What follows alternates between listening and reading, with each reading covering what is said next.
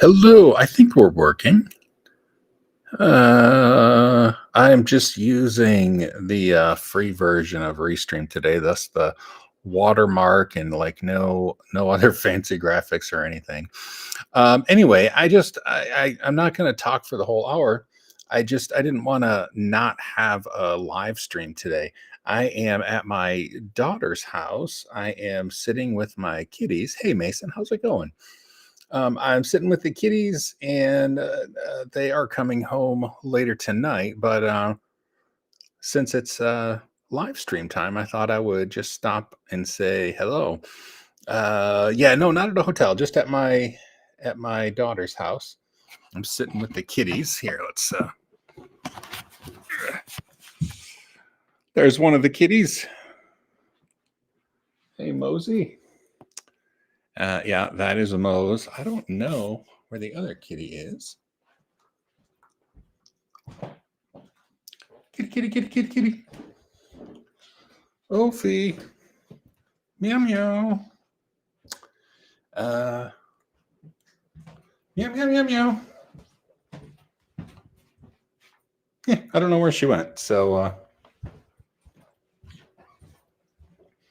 but we have Mosey here, so maybe she'll get on camera for me. Kitty, kitty. Come here. Come here, kitty. Well, we'll let her sit over there. She's better looking than me anyway. Kind of blocking you. Look there. Anyway, yes, all is pretty well. I'm getting more used to my braces. They're still miserable, but nevertheless.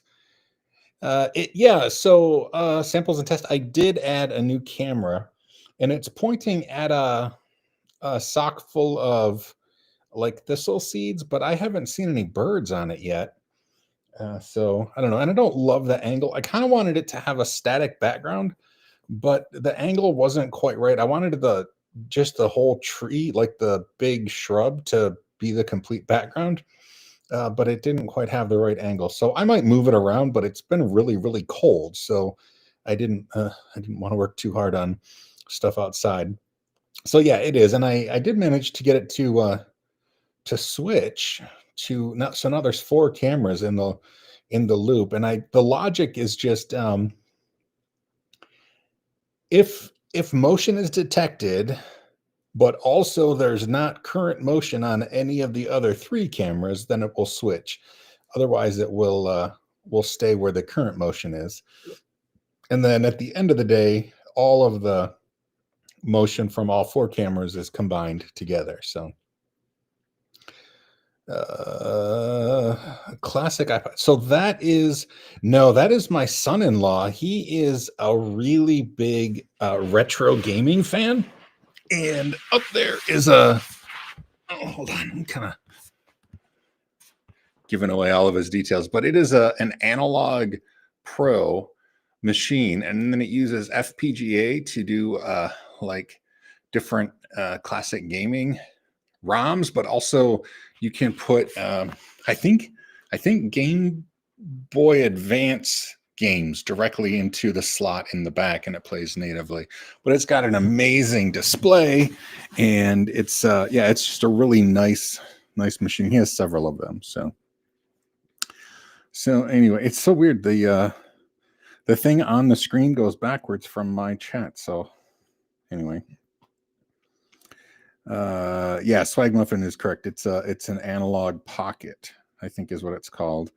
And my son-in-law Neil has like three of them. He's a real big retro gaming fan. So anyway, yeah, and I see he got his SNES Mini out as well. I don't think he realized that there was space on them. You can upload additional ROMs to the actual Nintendo brand, Nintendo SNES Classic. I don't think they call them Mini. I think they call them Classic. So maybe he's been doing that. But they're out of town for a few days, so we've been coming here every day just to spend time with the grandkitties and making sure they have food and stuff. And so I'm going to be taking off pretty quick. Like I said, I'm not going to stick around the whole hour, but I will. I just wanted to say I will. I will tell him that he's cool. He might be watching now. In fact, they are driving, so he's probably driving. So they're probably not watching. But yeah, I will. I will tell him that the consensus is he's pretty awesome when it comes to gaming stuff. He's also a big fan of glow in the dark material, and so like I've 3D printed him some stuff, and he's got like a black light on display, so all the glow in the dark stuff really pops. It's pretty slick. So anyway, yeah, that's all that's going on around here. Work wise, last week was not terribly productive, but that's all right. It's a whole new week this week, so we'll see how that goes. We had so much snow. That was a big part of it. It was just so much snow. We got feet of snow.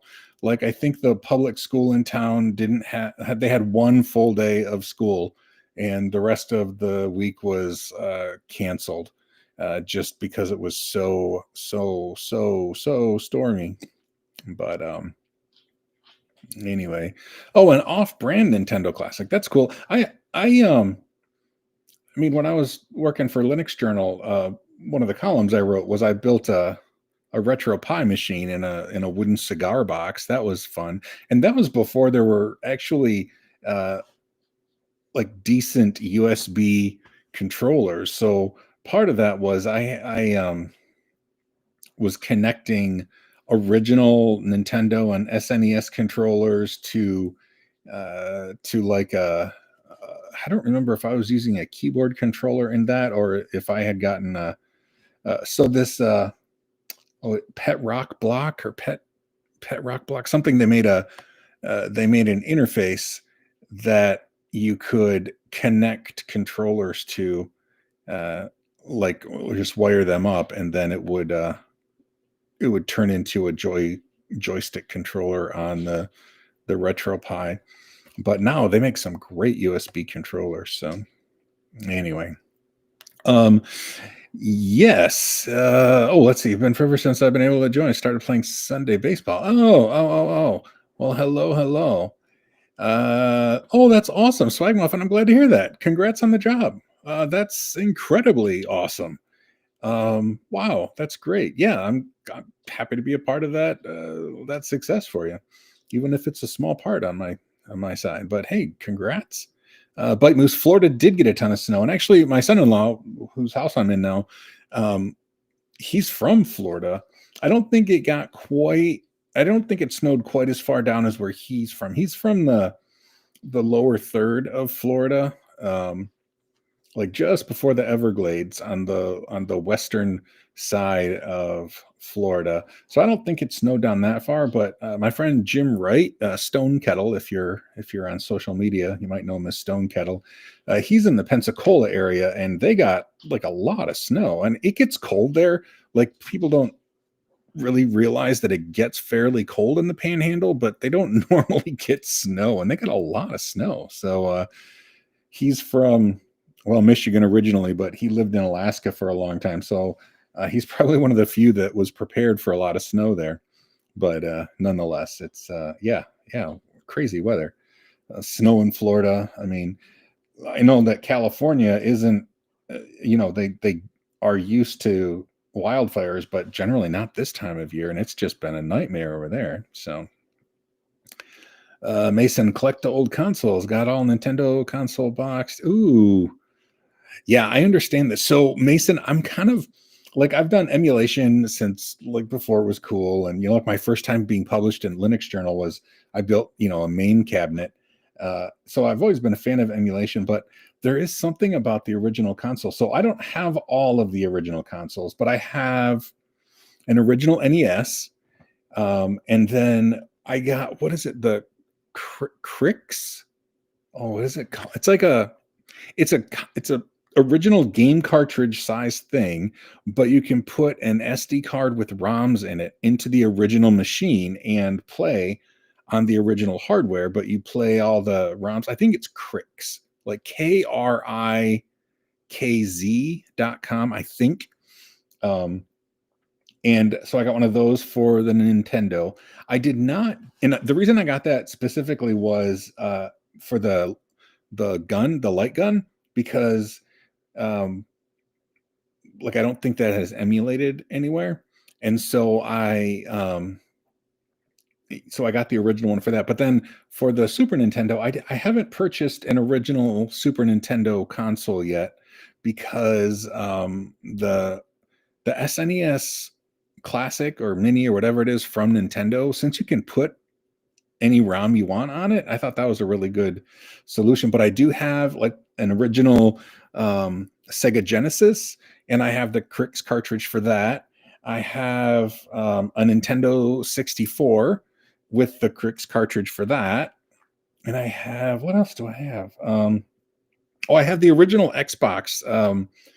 It's the Halo edition, so it's like translucent green, and that one is hacked with a hard drive inside that has all of the original Xbox games. So that works pretty cool. The controllers, the wiring is kind of funky, so I might have to figure out a way to fix them because they're starting to short out. Like you wiggle the wires to get them to work quite right. So I think they're just USB connectors with a funky adapt like connector to plug them in. But anyway, um, yeah. So I guess that's the only original cartridges or consoles that I have. But I do have like the PS1. Uh, they released that, and you can also add additional ROMs with Bleem, I think, to that. So anyway, I you know I want an Atari 2600, an original one. I don't know if they make a Crix cartridge for that. I have looked at the re-released ones because the Atari 2600 is one that they released a ton of those. I don't know what they called it, like Rewind or something. And there's like a bunch of games on them, but I would want one that had the paddles as well and those games. So I don't know. I don't have a great solution to Atari 2600. I have a few original controllers, but I'm not sure the best way to get that experience. So anyway, um, my original NES in a box in the basement. I don't know what games I still have on cables. That is cool though. Samples and tests. Yeah, I have the original NES. That's awesome. Um, Scott. I am. Sorry, I mentioned it at the beginning. I am at my daughter and my son-in-law's house. I'm babysitting the grandkiddies, and so I didn't want to just skip the live stream, so I decided just to do a short version from their house here, just on my laptop. That's why it's kind of a low resolution, and like I got the Restream like branded watermark because I didn't pay to renew the Restream license and all that stuff. So anyway, do I remember playing Game Boy games on an SNES or um I know that I never had anything other than the NES. I never had a Game Boy or any Game Boy games, but I do know that there was an adapter, and I don't remember which system it was for, to be quite honest. But you have a refurbished Amiga 500. Oh, that's kind of cool. Yeah, that is pretty cool. I never had one of those either.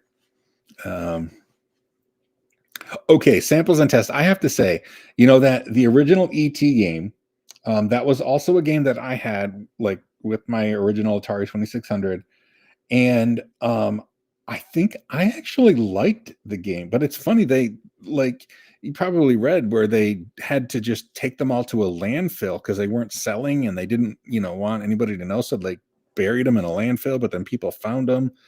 I didn't mind the game.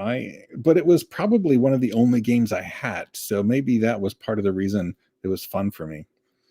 Um, let's see, at the original OG cartridges and original controllers. That's just really cool. Pipe Moose, that is really cool.